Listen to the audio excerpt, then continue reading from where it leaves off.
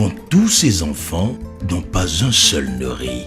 Ces 12 êtres pensifs que l'exploitation maigrit.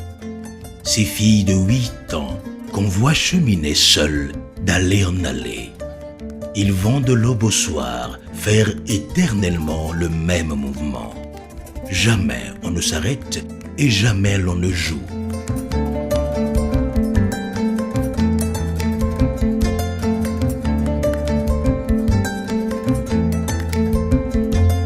Il fait à peine jour. Ils sont déjà bien là. Ils ne comprennent rien à leur destin, hélas. Ils semblent dire à Dieu, « Petits comme nous sommes, notre Père, voyez ce que nous font les hommes. Ô servitude infâme, imposée à l'enfant, travail dont le souffle étouffant défait ce qu'a fait Dieu, travail qui produit la richesse en créant la misère. » Voilà une adaptation d'un extrait de Mélancolia, un poème de Victor Hugo qui traduit clairement ce que vivent les enfants dans les marchés du Bénin, dont Dantokpa, Wando et Arzeke. Le travail des enfants dans le marché est un exemple de l'exploitation économique des enfants au Bénin. C'est une violation grave des droits des enfants, condamnée par le nouveau Code de l'enfant du Bénin, promulgué en décembre 2015. Le travail des enfants est une épidémie de grande proportion qui atteint un enfant sur 2 au Bénin. Le travail des enfants a un impact profondément négatif sur les enfants car il les prive de la scolarisation, les expose à diverses violences et maladies et hypothèque leur développement et épanouissement dans la société.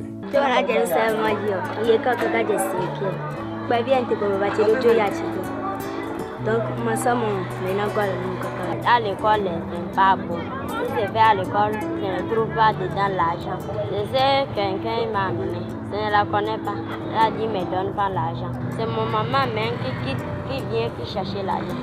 Nos photos, 6 heures, bon, nos frères pas, nos frères mieux, bon, nos aînés adultes, bon, nos savants hommes, bon, ici, au pas ma maman, bon, là, bon, là.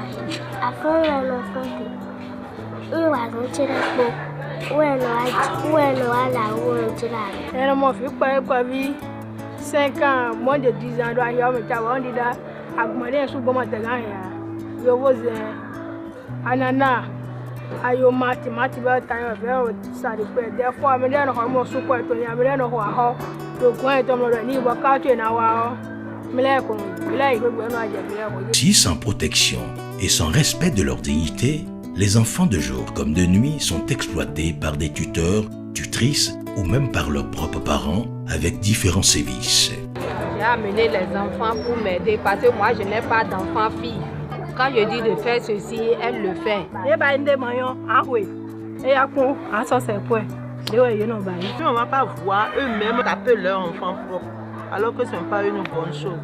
Chez d'autres par exemple, quand l'enfant va au marché, elle perd l'argent, il peut dire de ne pas manger, qu'on ne va pas lui donner à manger. C'est pas bon.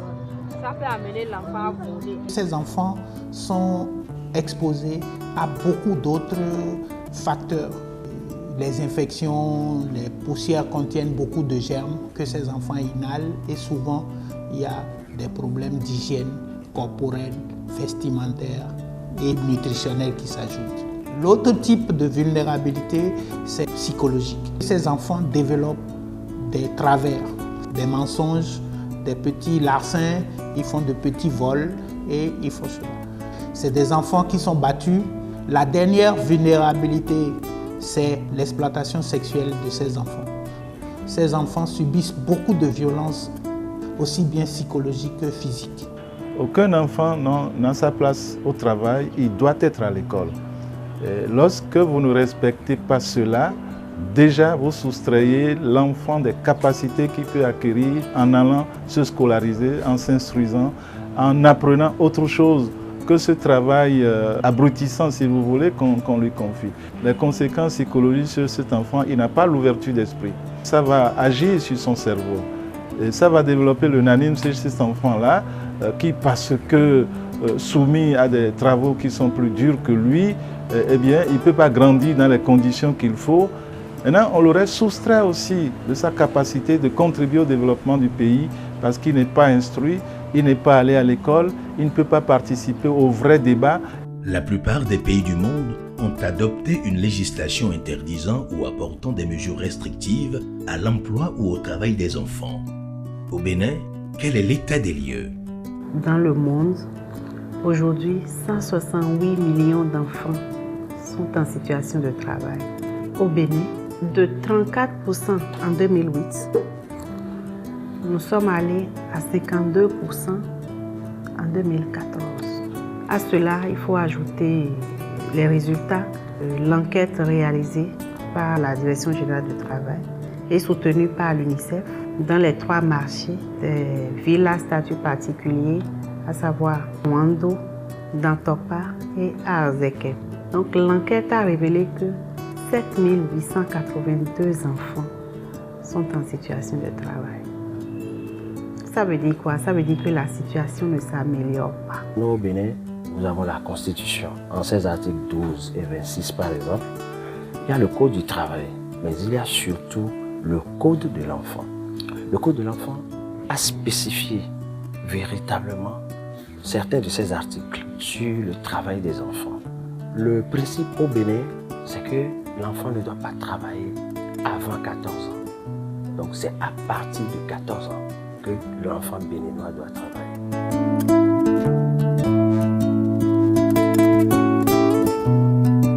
Le Code de l'enfant a sanctionné déjà ce qu'on appelle les enfants vendeurs. C'est-à-dire dans les marchés, les enfants qu'on voit circulant, ayant des étalages sur la tête, sous les bras, se faufilant. Le code a interdit et il y a des sanctions qui sont prévues.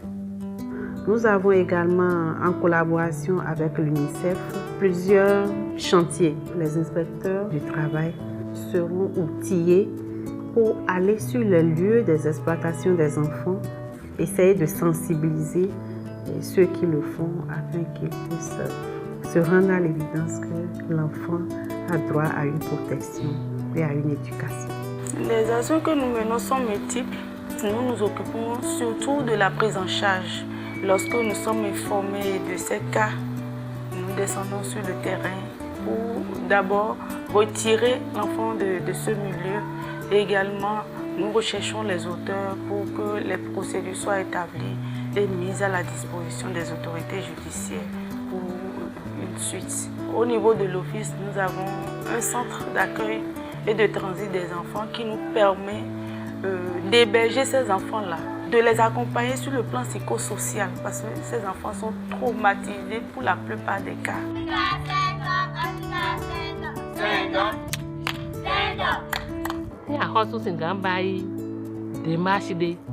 Au moins, et budé c'est gano bioto bonano convulole vide to mesirole dele sigbe de me to hinelo le de to zinza po epodo ene na so nyo pede ene filole dele so pona bu donc maman de do akile me on ke na ke kle mo na no convulole do tire de ye de diabo ti bon mo de maman de ze bi yo e ye de su diabo ti donc mi na no wuli bonu ti le peri peri.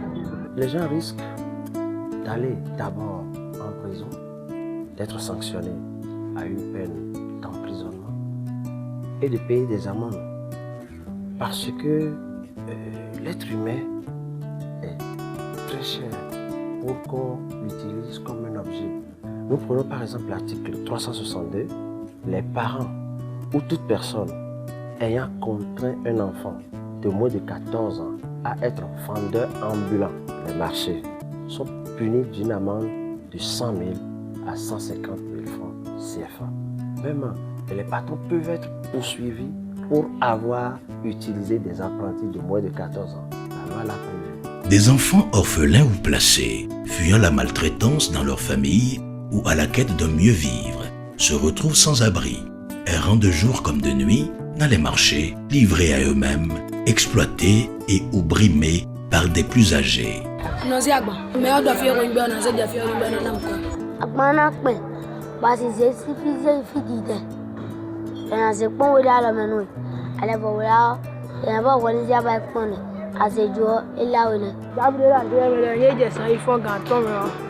Ils n'ont pas fait de support.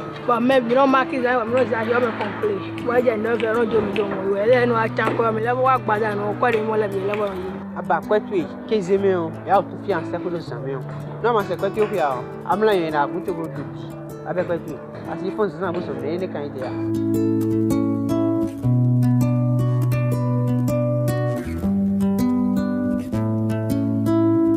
Une multitude d'organisations non gouvernementales intervenant dans le domaine de la protection vient quelquefois en aide à ces enfants et les soulage comme elles peuvent.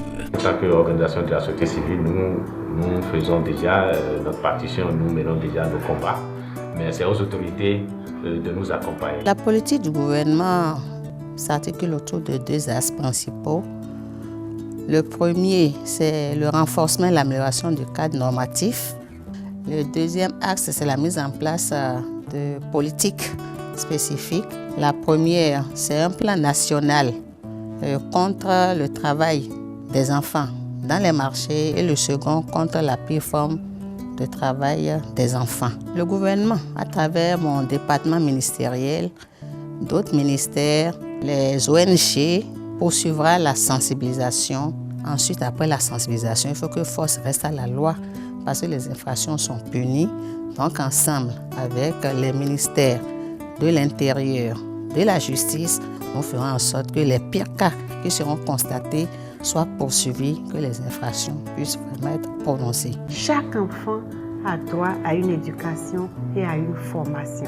Éviter de les exploiter économiquement. La protection des droits des enfants est l'affaire de tous. Gouvernement, famille, communauté, organisations non gouvernementales, partenaires au développement, tous, nous devons dire un non sans équivoque au travail des enfants. Nous devons tous travailler ensemble pour mettre fin à cette pratique odieuse dans la société béninoise. Je suis un enfant, j'ai des droits, il faut les respecter. Je connais mes devoirs, si je vais à l'école, je le sais, c'est pour travailler, assurer mon avenir. Mi meilleur pauvre à ce villé, le bouquin que moi c'est oui ma, au vite donc copine